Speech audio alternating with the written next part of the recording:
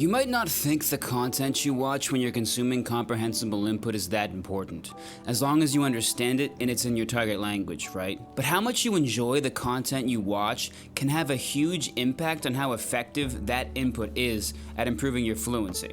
And in this video, I'm going to explain why that is and how your emotions and mental state can either accelerate or block your progress. Even when you're listening to input that's perfectly comprehensible, there's still something standing in between you and your target language, almost like a filter that decides how much of that language actually gets through to you. That filter is you. It's your emotions and your mental state. When you're watching content that actually engages you, that filter opens up wide and language naturally flows through. But when you're watching content that doesn't engage you, that filter can narrow and less of what you're hearing actually gets through that filter and you acquire less of the input you're hearing. Sometimes that filter narrows because of being in what's called an anxiety state where your mind is overactive. Like when you're constantly analyzing the message of the presenter as opposed to just listening. When the content isn't engaging enough, you sometimes begin to analyze yourself and analyze the process as a whole, or even analyze the language.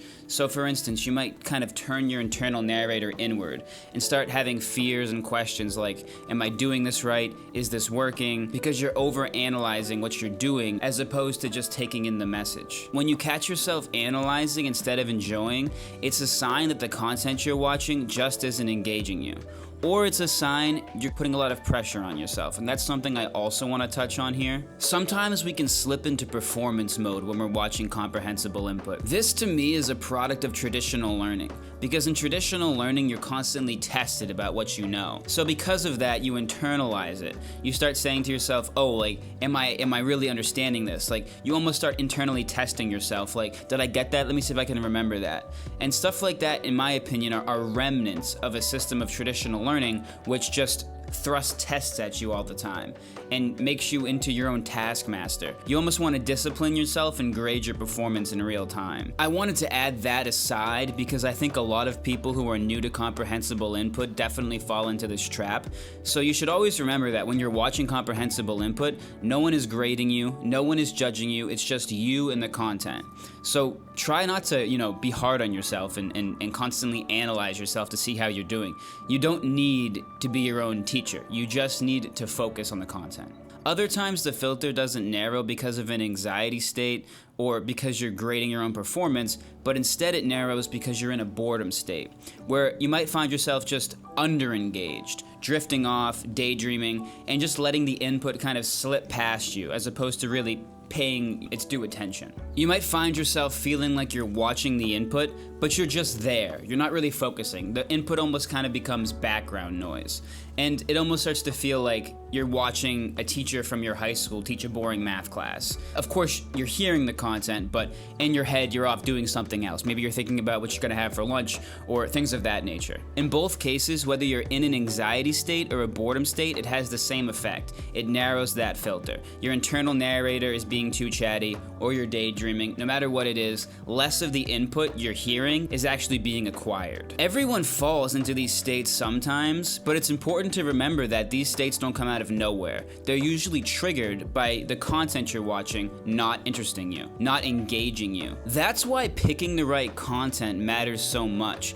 It's not enough for input to just be comprehensible, it has to be compelling, so that filter is wide open and that language you're receiving is coming directly to you. You're acquiring the input as you listen. When you're watching something that genuinely grips your attention and keeps you hooked, that mental filter can completely disintegrate. Or in other words, compelling input can get you out of your own way. You stop thinking about the language itself and you get that feeling of just understanding the meaning. In the most ideal state, you would forget that you're even watching comprehensible input content. You'd almost feel like you're just watching something that's entertaining you. That's how you know the filter is completely down, when you don't even feel like you're watching comprehensible input. Think about times when, for instance, you were in a movie theater and the sound and the image was just so immersive that you literally forgot you were there, and like 10 minutes later you wake up and you look around and you're like, oh, I'm in a movie theater, right? Because the experience is so immersive, you literally forget what you're doing and where you are. This doesn't mean compelling input can always get you here, but it should be what you're striving for. And because our mental state can affect how much of the input we're actually taking in, that's why it's so important to select input that's compelling to you. It's not just a nice to have, it's a requirement for comprehensible input. And the type of content that gets each of us into that state is really different. Something that really engages me can really bore you. Another mindset we have to let go of is this idea that someone can just hand us a syllabus of content and say, watch these exact videos in this order, and then you'll be fluent in however many months. That comes from traditional learning where everybody's kind of whipped along at the same pace. There's one standard template that you have to, learn by, and if you're falling behind, too bad. You just get whipped into place. This is the syllabus, this is what we're watching. Language acquisition is way more personal, and the more initiative you take to find content that you enjoy, the better you'll do in the long run. The less that filter will narrow and the more it will stay open. Meaning in total, you'll have to listen to less hours of comprehensible input to reach a good level of your target language.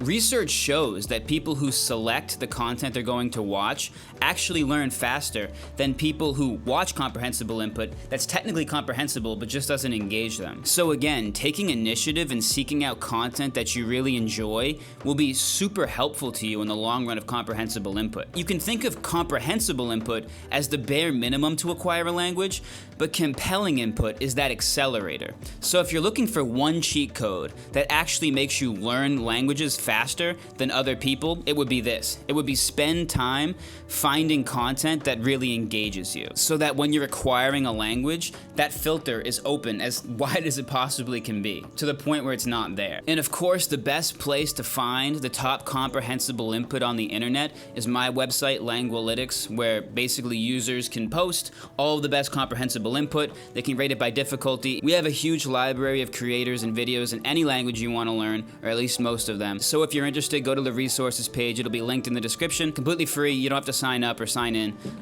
So definitely do that. Thanks for watching. I know I said I'd cover when to look up words in this video, but we definitely went a bit over time, so I'll do that in the next video. And if you like this series and you want to get recommended this series, subscribe here to my channel so that YouTube will know you want to get recommended this series and you will see it in your feed. Thanks for watching, and I'll see you in the next video.